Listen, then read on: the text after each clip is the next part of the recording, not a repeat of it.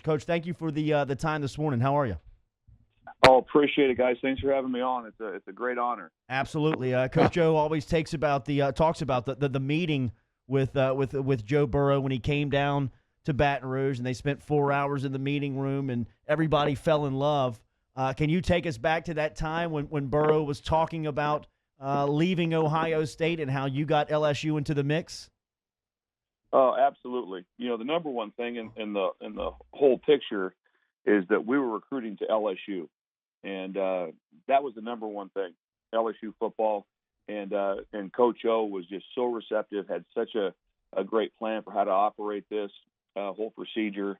It just happened to work out very fortunately that I'd coached Joe's brother at Nebraska, and I'd been friends with his dad, Jimmy, for 20 plus years. And so there was a lot of carryover there. Then I was with Joe at Ohio State for his freshman year. And so that's how the connection kind of came together. But the part that really came together was that we had a head coach and offensive coordinator and everybody that was so into the process, and that's what made everything work so well. Coach, so take us back to that process. He's in the transfer portal. He's looking around. You know that area so well, all those players. Were you a little surprised when, Nebraska wasn't going after him? I really didn't track other teams with him right there. I had an idea kind of what was going on with that. I didn't follow it too much. We had so much to sell and so much that we wanted to get done with Joe that we weren't really concerned with the competition. Obviously, there's always competition, but I know that we wanted to try to get our best foot forward in a presentation for Joe.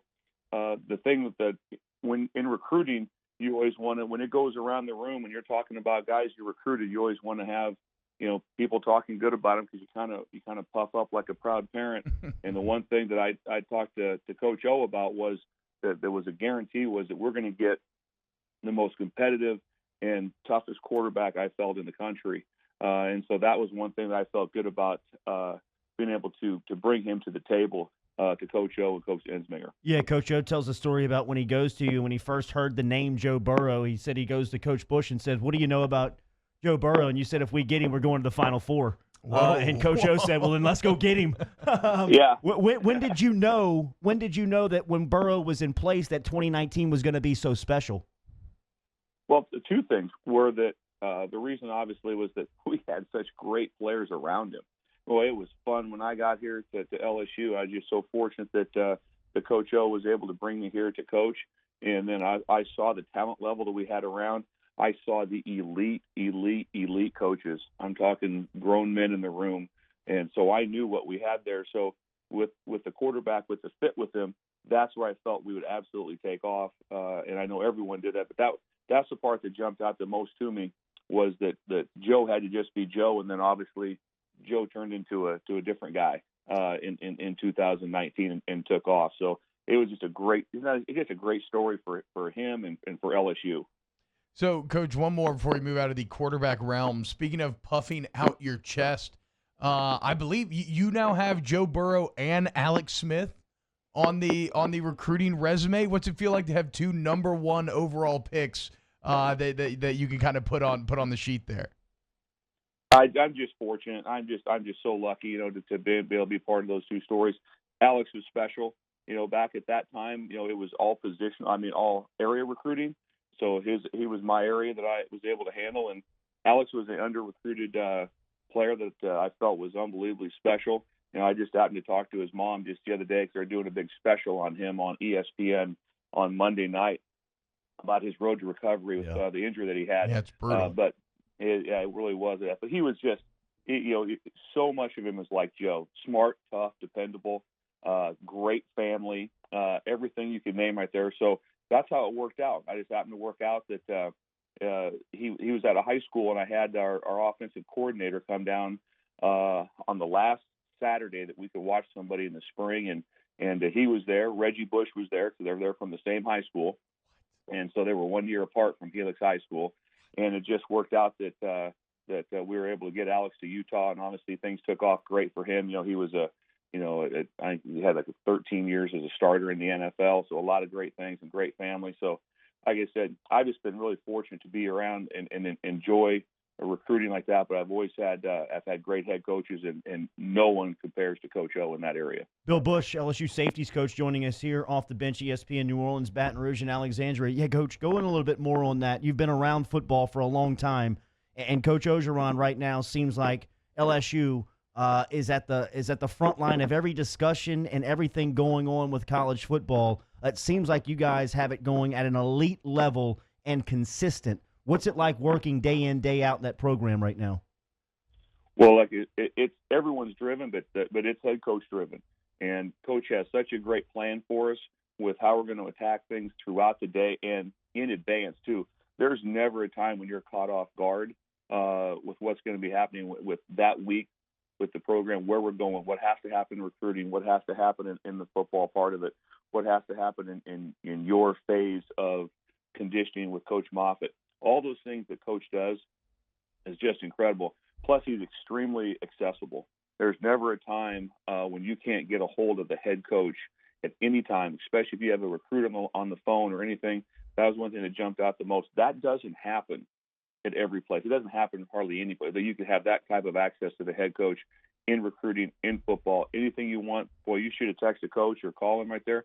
He's with you right now. What do we need? What do we have to get done? So how he drives this program through every aspect of it, and his energy right there. There's a certain LSU standard of performance that you have to meet, and like that. And he's the one who holds everyone to it. And I said, I tell all the recruits, man, LSU's not for everybody. This is an elite, competitive locker room you're going to walk into, and you better be a real dude. And that's what Coach recruits. Coach, I got goosebumps right now. I'll sign right now. I'd say it's too early to get me this fired up.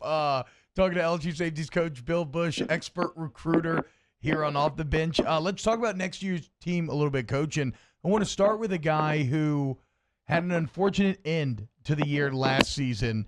And I think his absence was maybe missed more than a lot of people realize. What can you say about Todd Harris, his recovery, and him looking forward to next season? You want to talk about a gut-wrenching play. I'm in the press box when Todd gets hurt, and then they showed the replay, so I can see it very clearly, and I know what happened. Yeah. And our team, and especially in our group, we had the nickels, dimes, and safeties all kind of in one room last year. It was devastating. It was devastating to me. I'll be honest with you, it took me probably a series to get my head back around it. Damn. Because Todd is, if he's not the hardest worker on the team, he's tied for it. And he's probably the most likable and loved player on the LSU team. There's no one that would be more than him and what he's about from being from the state. And as a player, he was really coming on. End of last year, I mean, with that interception, to end the game in the Fiesta Bowl 2 years ago. Well, Todd's the one who knocked the ball out, that made the play happen. And he was doing so many great things, was playing so much. He was going to be someone that played 600 snaps during the season, and lose him was rough. Damn. But he is doing an unbelievable job at getting back. I talked to him yesterday with his rehab and everything. He's basically at full go, 100%. When Coach gets his team all back together again, he is ready to go, and he is just such a bright spot for me, man. When you walk in that room and Todd Harris is in your room, and good things are going to happen. You might have the best leader on the team, or one of the expected leaders on the team going into next year in Jacoby Stevens. What's your expectation for your senior safety? To be great. Mm-hmm. I mean, I tell them, I said, your best players have to be your hardest workers. And if they're not, your team will never be a solid team. So I'm constantly, talking to him about the leadership and how to do that by the work effort he has to put in to be able to get that done. And so I have huge expectations for him. We played him in multiple different spots last year. Obviously, he was a second-team SEC All-Conference player, phenomenal young man.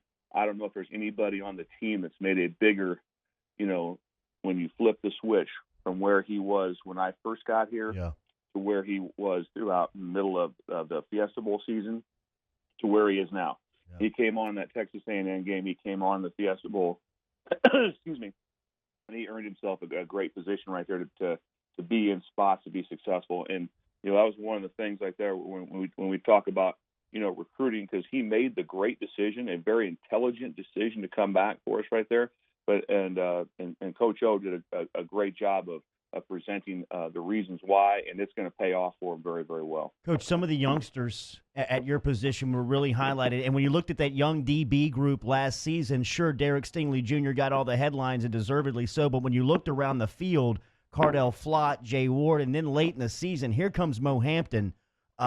Really excited for him in the second season and what he can bring to your group.